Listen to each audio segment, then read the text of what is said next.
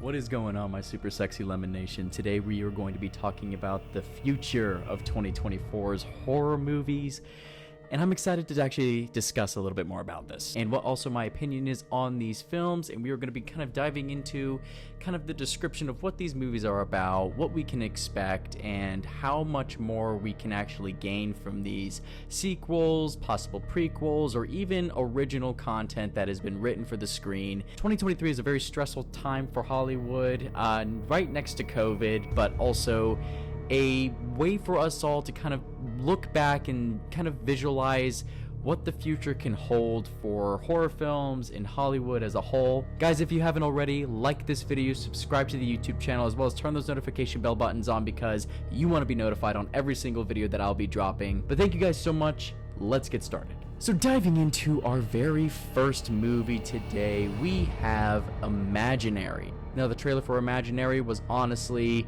brutal, and it really gave a cool perspective of what we can expect from this next Lionsgate production. This film having a $13 million budget, as well as a release date of March 8th of 2024, which is literally right around the corner. It's gonna go by so fast. Literally, felt like to me, literally just yesterday, I saw Scream 6 for the very first time in theaters and walked out extremely disappointed. But Blumhouse is now coming out with these original ideas that I feel like are extremely cool and give us a different perspective on what we can expect from this amazing company who has honestly given us so much. But the fact that this movie involves a literal possessed doll, an overall idea of possession and what it means to, be tempted kind of by a particular object, especially something from your past. But this is a movie I'm definitely excited to see, and I can't wait for everyone to kind of, get their reactions and also do a movie review on this. I think it's going to be a little different. Hopefully they actually live up to the expectations, because Megan didn't really do that for me at all. Megan was one of those movies that just kind of dragged a little bit. It was very typical, and sure, it was an AI robot, that can literally make your child like obsessed with it. It is a scary thought, but at the same time, didn't do it for me. Moving on to our next project, we have Night Swim. Now, Night Swim is a new Universal Picture production that is going to be hitting theaters January 5th of 2024, literally this week. I will be watching that movie, so I will give you guys my full opinion on it, what the thoughts are of actually concluding the story as a whole. And honestly, I felt like the trailer gave away a little bit too much for what this movie is about. The fact that it revolves around a swimming pool and literally one location tells me that they're limited to certain things that can happen, and I'm going to be super surprised if they're actually able to create jump scares consistently, but not, drag it out to the point where it's just like, okay, I've seen this before, and make me want to walk out of the damn theater.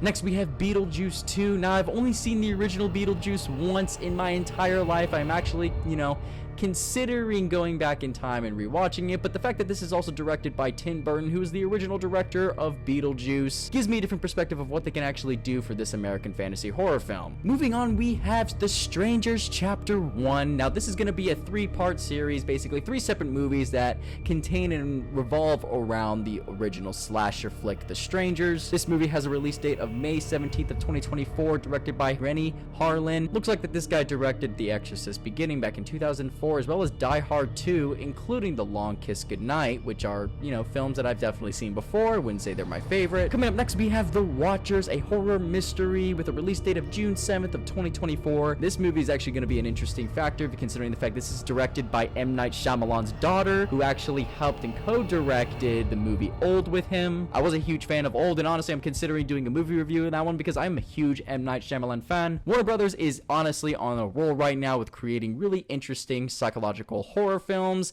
as well as creating the atmosphere for people exactly like M. Night Shyamalan, coming into this with New Line Cinema, as well as those other production association companies that I feel like are going to be really diving into 2024's uniqueness for horror films. Next, we have A Quiet Place Day 1. This movie not being directed by John Krasinski, a new director stepping on board, Michael Sarnowski, as well as a release date of June 28th of 2024. A Quiet Place is an American upcoming post-apocalyptic horror film. Again, you have people from a comedic aspect coming into direct horror films. I'm not actually very familiar with this guy, but I do know that the reason why John Krasinski probably chose him is because he shares a very similar vision to what John Krasinski would have done for the 3rd installment of A Quiet Place. The Quiet Place franchise is expanding with a prequel, A Quiet Place Day 1, which explores the beginning of the alien invasion through new character perspectives. And some of the questions here on Google are pretty silly. People are like, do I even need to watch A Quiet Place 1 and 2 before watching A Quiet Place 3? And my honest opinion is maybe not. And that's only because this is a prequel. This is a movie that's only taking place, you know, during the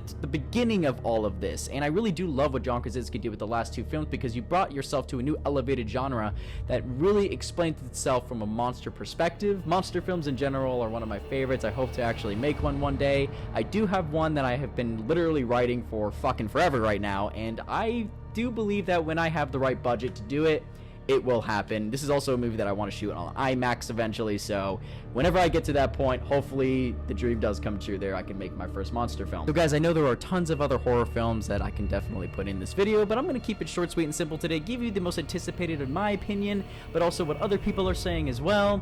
This last film is called Stream. Now, I just recently watched the trailer for this movie, and it looks fucking cool as shit. With initial release date in 2024, there is no exact release date just yet.